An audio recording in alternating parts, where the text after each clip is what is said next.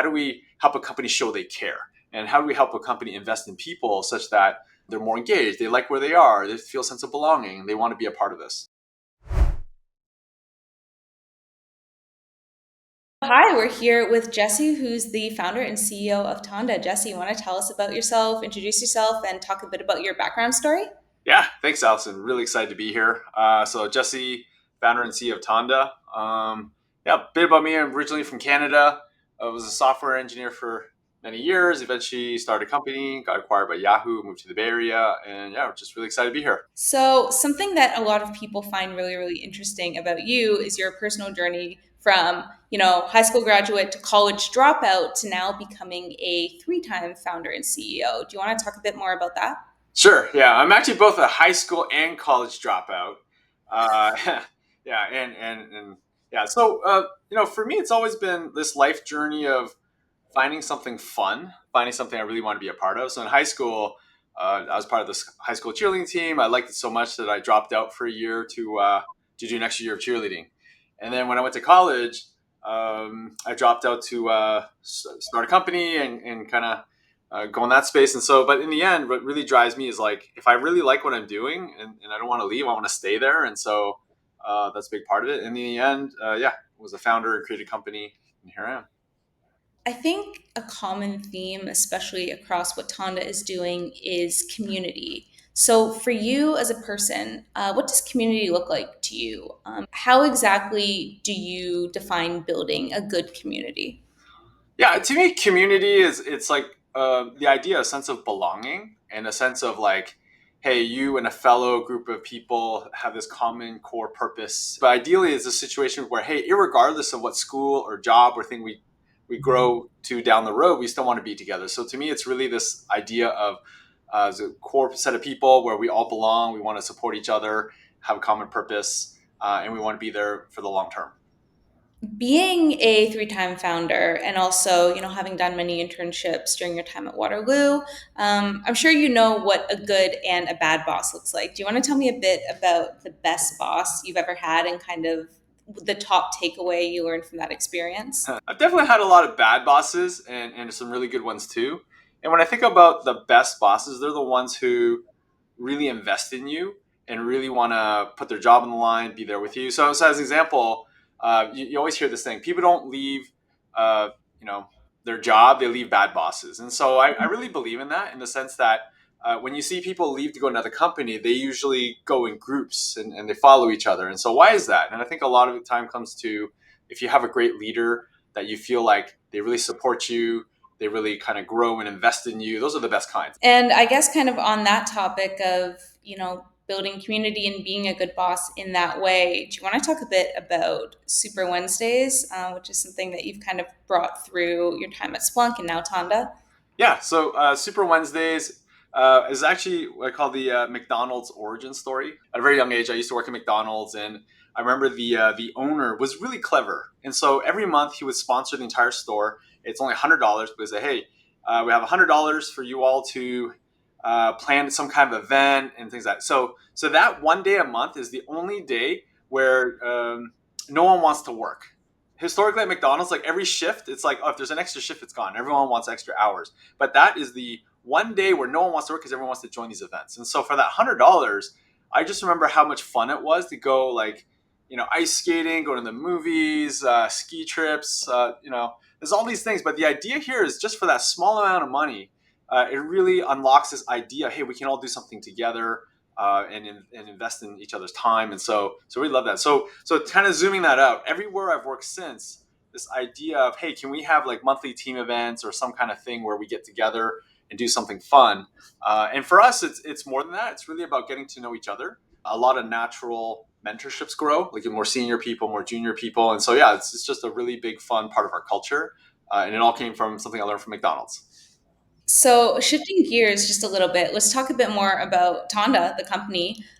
So, with your experience, you could have done a startup in any industry and probably gotten funding and people joining through, the communities that you've built anywhere. So, why Tonda specifically and the industry that Tonda exists in?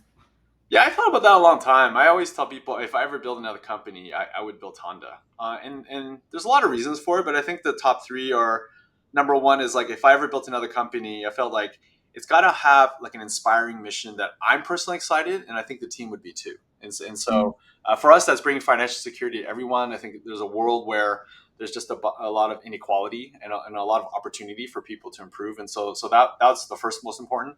Second thing was I think we built this great culture historically, but we've never fully flexed in terms of what it can do. And so I like to quote Rich Barton when he first founded Expedia. He said, "Hey, we created this Ferrari engine. We're driving through the suburbs, but we've never taken it on the freeway."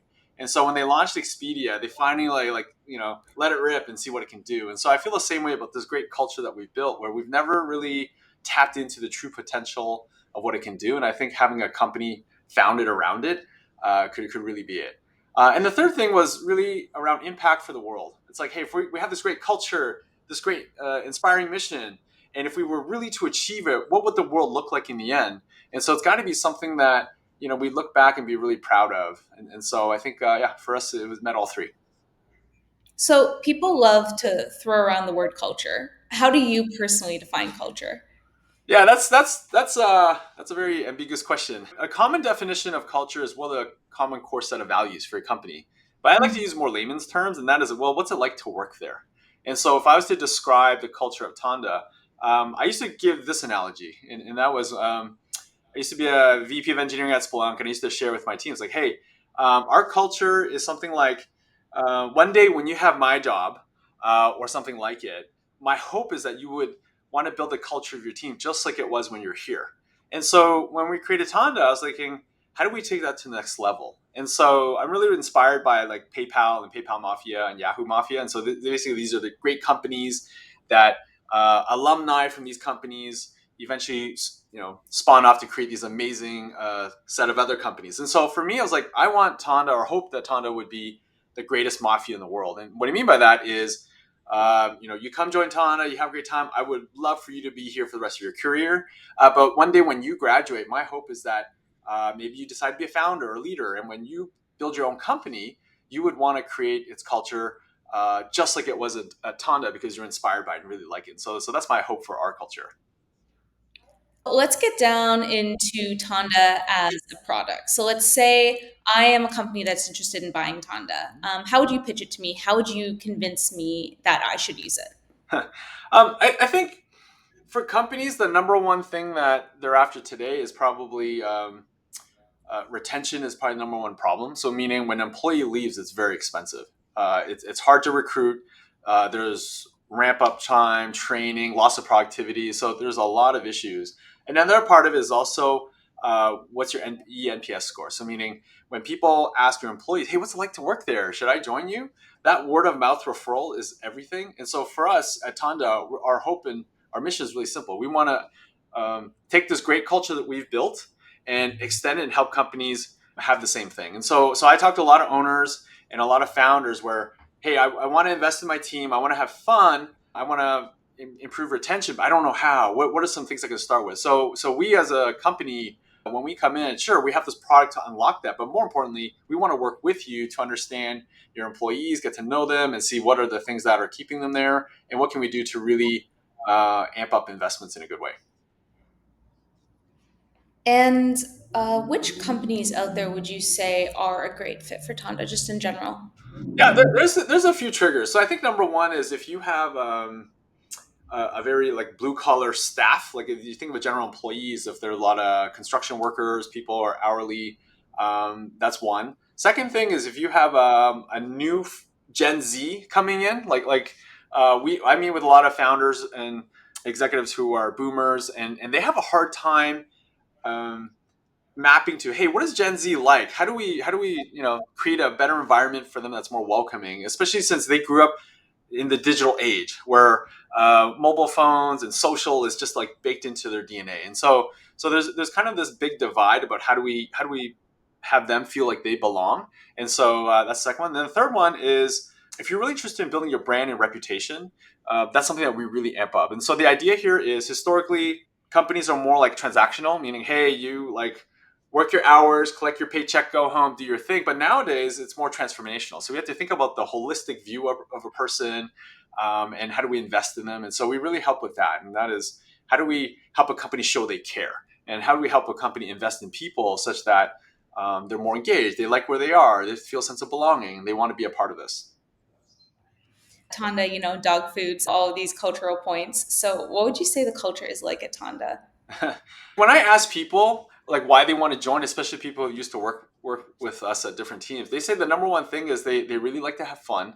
As we grow our team, as we grow people, our culture is ever changing in the sense that every person brings something new, and that's why we love like diversity of people and different backgrounds, different areas, because it really helps like reshape our culture. We love food as an example, and so whenever there's new people, we're like, sweet, what kind of food do you like? And then let's introduce that to the rest of the team. And so the sense of belonging, the sense of giving back, and the sense of like common purpose are things that we really strive for.